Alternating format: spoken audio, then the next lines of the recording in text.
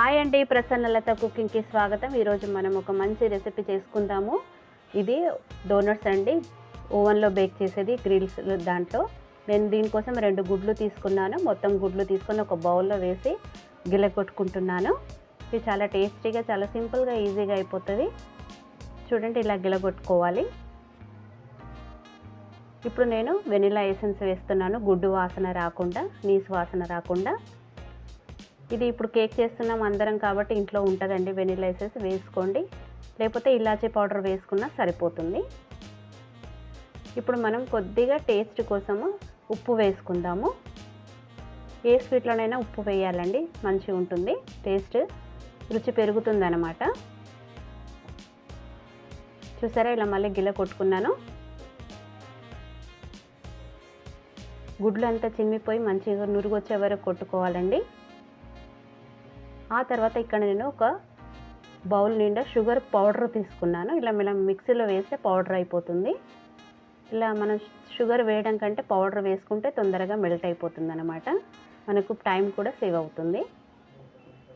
దీన్ని కూడా బాగా గుడ్లలో కలిసిపోయేటట్టు కలుపుకుందాము.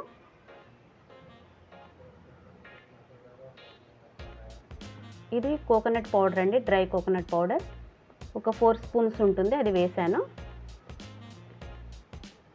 అలాగే ఇది కార్న్ఫ్లోర్ అండి, ఒక హాఫ్ బౌల్ వేసాను. ఇది కూడా వేస్తే మంచిగా వస్తాయి అన్నమాట డోనట్స్. ఇది కూడా కలిసిపోయే వరకు కలుపుకోవాలి బాగా. విస్కర్ ఉంటే విస్కర్తో కలుపుకోవచ్చు, ఇలా స్పూన్తో కూడా కలుపుకోవచ్చు. ఇప్పుడు నేను ఆయిల్ వేస్తున్నాను. ఇది మనం ఇంట్లో కూరల కోసం వాడే ఆయిల్ అన్నమాట. ఆయిల్ వేయడం వల్ల సాఫ్ట్గా వస్తుంది. ఇది ఆయిల్ వేస్తే తొందరగా కలిసిపోతుంది అన్నమాట. చూసారా, 1 కప్పు ఆయిల్ వేసాను నేను. మనం ఒక మెజర్మెంట్ కప్పు తీసుకున్నా, లేకపోతే మన ఇంట్లో ఏది ఉంటే అది అవైలబుల్ ఉంటే కప్పు వేసేయచ్చు.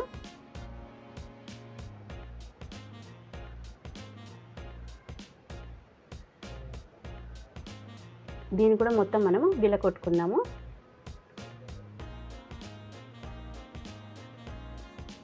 అలాగే స్పూన్ తేనె వేస్తున్నానండి. తేనె వేయడం వల్ల చాలా రుచి పెరుగుతుంది, మంచిగా సాఫ్ట్గా వస్తాయి అన్నమాట. ఒక హాఫ్ స్పూన్ కంటే కొద్దిగా ఎక్కువ వేసాను. నూనె కూడా నేను కప్పు మొత్తం వేయలేదండి, హాఫ్ కప్పు వేసాను.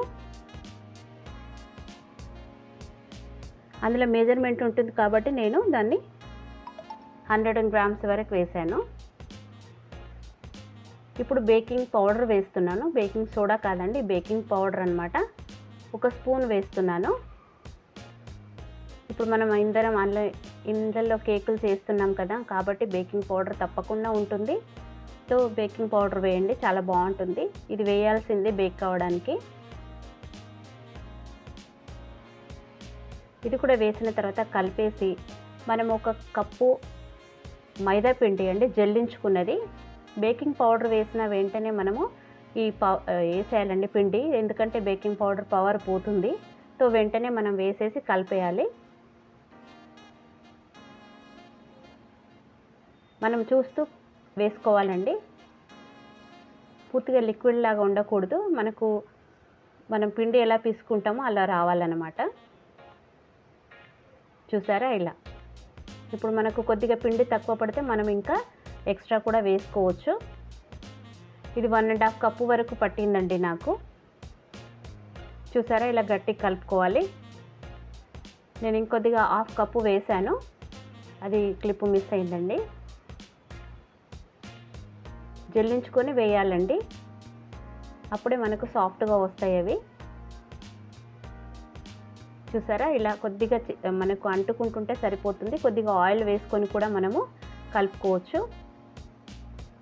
ఇంకా 2-3 స్పూన్ల కానీ మనకు పిండి పడితే కూడా మనం వేసుకోవచ్చు. ఎక్స్ట్రా అవుతుందని ఏం భయపడని అవసరం లేదు. జిగురు ఎక్కువగా ఉంటే కొద్దిగా పిండి వేసి కలుపుకోవచ్చు.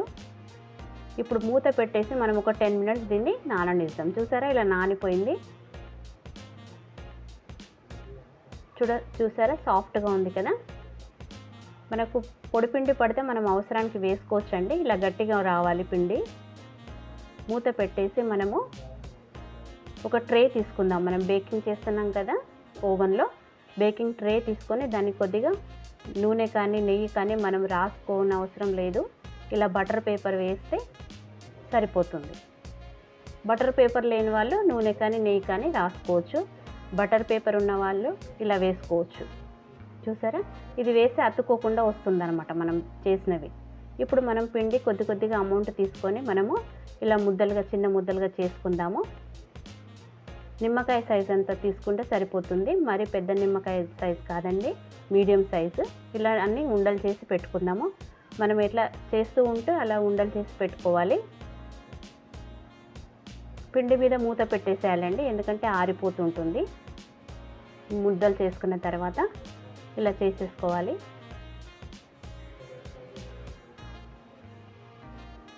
ఒకవేళ అన్నీ ఒకసారి చేయకున్నా కూడా అన్నీ అతుక్కుపోతాయండి. మనకి ఎట్లా వీలుంటే అట్లా చేసుకోవచ్చు. ఇలా చూసారా, పీట ఒకటి తీసుకొని మనం రొట్టె పిట్ట తీసుకొని ఇలా చేసుకోవాలండి. వీడియోలో చూపిస్తున్న విధంగా చూసారా, ఇలా ఓవల్ షేప్లో మనము ఇలా చేసుకోవాలన్నమాట. కొద్దిగా మందంగా ఉండాలి, మరి పల్చగా చేయకూడదు. చూసారా, ఇట్లా హాఫ్ రింగ్ లాగా చేసుకోవాలండి. చేసుకొని మనం తీసుకున్న బేకింగ్ ట్రేలో బటర్ పేపర్ వేసాం కదా, కొద్దిగా డిస్టెన్స్లో పెట్టాలండి. అంచులు కొద్దిగా మధ్యకి ఒత్తేసేయాలి. కొద్దిగా కొసలు ఒత్తేస్తే మనకు చక్కటి షేపులో అవి డోనట్స్ లాగా వస్తాయి అన్నమాట. అన్నీ ఇలాగే చేసుకోవాలి. చూసారా, ఇలా స్టిక్ లాగా చేసుకొని దాన్ని ఇలా మధ్యకు ఫోల్డ్ చేయడం చాలా ఈజీగా అయిపోతుంది. చూసారా, నాకైతే ఇక్కడ 6 పడినాయండి. నేను ఓవెన్ను ప్రీహీట్ చేసుకున్నాను 5 మినిట్స్ 180 డిగ్రీస్ మీద. జాగ్రత్తగా పెట్టండి. చూసారా, ఇలా 180 డిగ్రీలో ఒక 10 మినిట్స్ పెడితే సరిపోతుందండి. మధ్య ర్యాక్లో పెట్టాలి. మనకు 10 మినిట్స్లోనే అవి డోనట్స్ తయారైపోతాయి.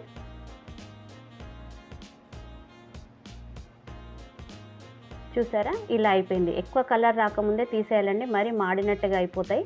కొద్దిసేపు అయిన తర్వాత మనకు మంచి కలర్ వస్తుంది. ఇంకొక క్లిప్ మిస్ అయిందండి. అవి చేసుకున్న తర్వాత వాటి మీద మనము కొద్దిగా పాలు బ్రషింగ్ చేయాలండి. చేస్తే ఇలా మంచి కలర్ వస్తాయి అన్నమాట. అది కూడా క్లిప్ మిస్ అయింది. ఇప్పుడు మనం మెల్టెడ్ చాక్లెట్ తీసుకొని మనకి నచ్చిన విధంగా మనం డెకరేషన్ చేసుకోవచ్చు. ఇది డార్క్ కాంపౌండ్ చాక్లెట్ అండి. నేను డబుల్ బాయిల్ మెథడ్లో కరిగించాను. దీన్ని ఇలా రాస్తున్నాను. పిల్లలు అట్రాక్షన్గా ఉంటే తింటారు కదా. చూసారా, ఇలా హాఫ్ రాశాను. మీకు ఎలా నచ్చితే అలా మీరు డెకరేషన్ చేసుకోవచ్చు దీన్ని. చూసారా, ఇలా మెల్టెడ్ చాక్లెట్ చాలా సింపుల్గా ఈజీగా అయిపోయే రెసిపీ. మీరు కూడా తప్పక ట్రై చేయండి.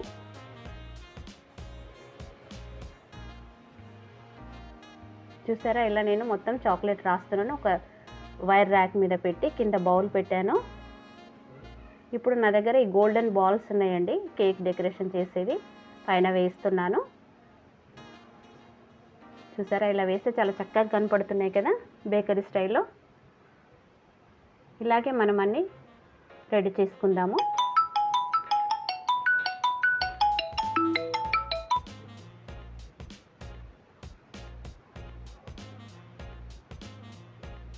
చూసారా, ఇలాగే మనం అన్నీ రెడీ చేసుకోవాలి.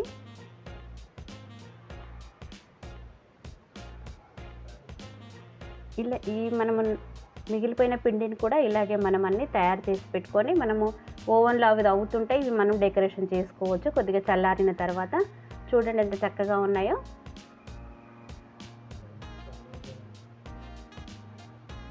చాలా బాగున్నాయి కదా, చూస్తుంటేనే తినాలనిపిస్తుంది కదా. మీరు కూడా తప్పక ట్రై చేయండి. చాలా సింపుల్గా ఈజీగా చేసుకునే రెసిపీ. ఓవెన్ లేని వాళ్ళు కడాయిలో కూడా దాన్ని మనం బేకింగ్ చేసుకోవచ్చు. చూసారా ఎంత బాగున్నాయో, బేకరీలో కొన్నట్టుగానే ఉన్నాయి కదా. చాలా సింపుల్గా ఈజీగా అయిపోయే రెసిపీ. మీరు కూడా తప్పక ట్రై చేయండి. మైదా పిండి ఉంటే చాలు. మన ఇంట్లోనైతే కార్న్ఫ్లోర్ ఉంటుంది, కొబ్బరి పొడి కూడా ఉంటుంది. చూసారా ఎంత చక్కగా కనపడుతున్నాయో. చాలా సింపుల్గా ఈజీగా చేసుకునే రెసిపీ. మైక్రోవేవ్లో కానీ ఓవెన్లో కానీ ఇక్కడ 10 మినిట్స్లోనే అయిపోతుంది. కడాయిలో కూడా చూసారు ఎంత బాగున్నాయో, చూస్తుంటేనే తినాలనిపిస్తుంది కదా. నేను ఇవి చేస్తున్నాను, ఇంకో బ్యాచ్ బేకింగ్ అవుతుందండి. చూసారు ఎంత బాగున్నాయో దగ్గర నుంచి చూస్తుంటే. ఇంకా మనకు నచ్చిన విధంగా మీరు డెకరేషన్ చేసుకోవచ్చు. నాకు ఇలా వచ్చింది కాబట్టి ఐడియా చేశాను. మీకు ఎలా నచ్చితే అలా చేసుకోవచ్చు. చూడండి ఎంత బాగున్నాయో. మనం చిన్న చిన్న పార్టీలు అయితే ఇలాంటివి చేసి పెట్టవచ్చు. చాలా బాగున్నాయి కదా. ఇంకొక బ్యాచ్ కూడా తయారైంది, నేను దాన్ని కూడా చేశాను. చూడండి ఎంత బాగున్నాయో,